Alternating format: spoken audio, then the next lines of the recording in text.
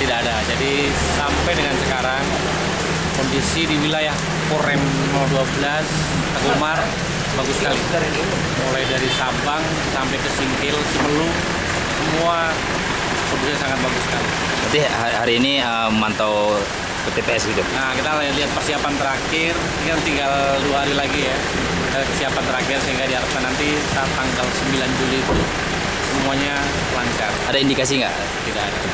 Tempat rawan-rawan gitu? Tidak ada. Kemarin tadi kita udah barusan selesai telekonferensi dengan Panglima untuk Panglima yang menanyakan situasi di wilayah Korem 11-12. Kita laporkan bahwa di 12 kondisi sangat bagus. Memang distribusi logistik ada beberapa yang kendala, terutama di Singkil ya. Singkil ke Pulau Banyak itu kan harus lewat laut lah, itu kan angin besar.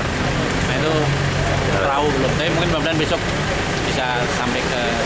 Ya, anggota sendiri, personil sendiri berapa banyak diturunkan untuk pengawasan pilpres ini? Kita yang dilibatkan itu 14 SST ya, satu SST itu 30.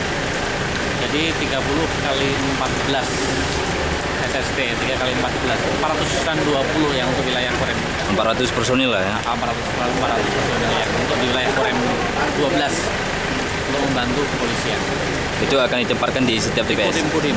Di Kodim? Kodim, nanti di Kodim ke Koramil. Ya, Koramil memperkuat Koramil, dan nanti yang Koramil itu ke desa-desa untuk memberikan rasa aman dan nyaman kepada masyarakat. Ya, ada himbauan nggak untuk para anggota untuk untuk lebih independen dalam pengawasan? Oh iya, pasti. Kalau yakinkan bahwa kalau TNI pasti netral, nggak boleh.